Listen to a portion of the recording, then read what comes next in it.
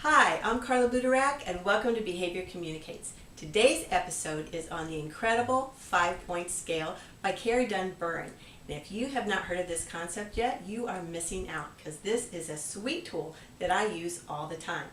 It has many uses once you understand the basics, so let me show you the concept and then I have several examples to show you.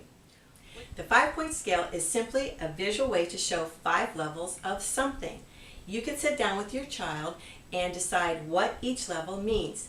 This, for instance, is a voice meter that's set up that the level 1 is a whisper, level 2 would be a little louder, level 3 would be a conversational voice, like an inside voice that I'm using right now.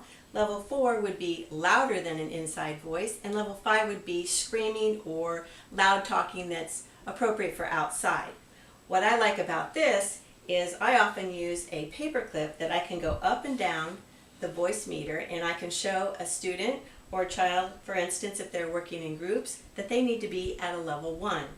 Or if it's okay for them to be talking in a normal conversational voice, I can leave the paper clip at a number 3. This is also nice to show a student that they're at a level 5 and it's way too loud, they need to bring it down to a level 3. Once your child gets used to this, you could just simply refer to the colors. You need to be at a yellow, or you can use the numbers. You're at a 5 and you need to be at a 3.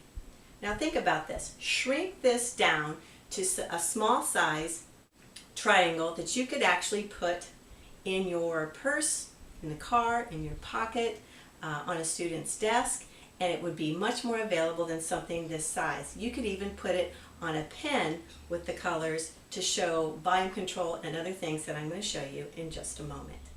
Okay, let's take a look at the 5-point scale when we're dealing with anger, levels of anger. So I have my 5-point scale here with the colors and the numbers, and next to it I've actually put faces for what this looks like. Now you can draw your own faces, or you can have your child draw their faces of what they think these levels look like. And then next is, how does this feel? So you and your child can come up with some wording on how these different levels feel. For instance, this level is, I feel great, I feel okay and I can keep working, and I'm starting to get a little annoyed and I need a break. When my kids get to this point, I have them to put the brakes on and go straight to a strategy under the column of how can I respond. So we have brainstormed ideas on what a child can do when they're feeling way too anxious. Do they take a break? Do they work on the computer? Do they take a walk?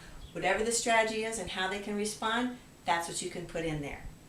Also, what I've done with a child in elementary school is I took his interest in dinosaurs and we made a 5-point scale based on the level of aggression in dinosaurs. So he helped me come up with various levels of dangerous or aggressive dinosaurs, and he helped me go from something very not aggressive in his opinion way up to a T-Rex. He knew what these levels were, I knew what these levels were, so he knew that when he got up to a brontosaurus, he had to go straight to a procedure to calm down so that he could keep his anger level below where it needed to be. Now let's look at the 5-point scale when we deal with friendship. You can sit down with your child and define each level for yourselves. For instance, I've just put down level 1. This is where people are kind to you, they're honest, they don't get you in trouble, you do nice things for them, they do nice things for you, that kind of thing. Level 2, someone says hi, they might hang out with you, they still don't get you in trouble, maybe they're not as close as a level 1, but they're still friends. Level 3, maybe they say hi to you when you're outside at the mall, in the hallway, but you don't really hang out, you don't really get invited to anything with them, but they're still nice people. Level 4, this is the danger zone when they start asking you to do things for them, buy things for them, and they don't reciprocate that behavior. They might say unkind things for you, or they might ask you to break school rules or family rules. And number 5, this is when it gets really serious, that they're definitely not your friends when they're asking you to break the law, where you are involving weapons, drugs, alcohol, destroying property, or hurting someone. Certainly that is not friendship, and our kids need to know what that looks like.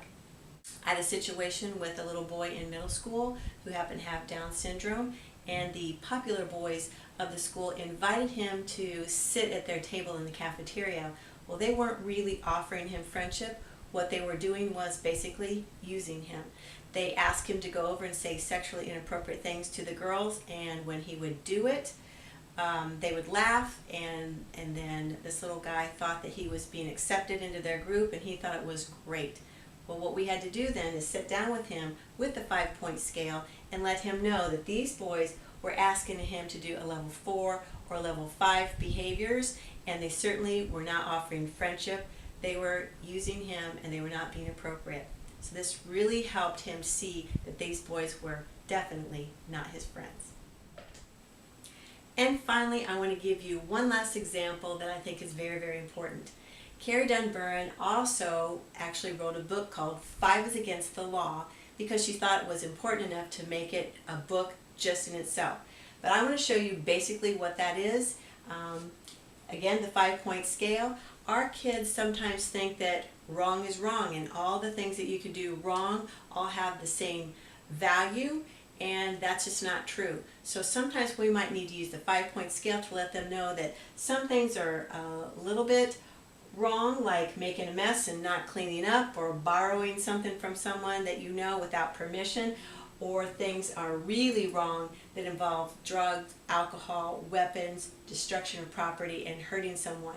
In this way, you can take them up the scale and show them what level of wrong that they might be doing and what the consequences might be if they do these things.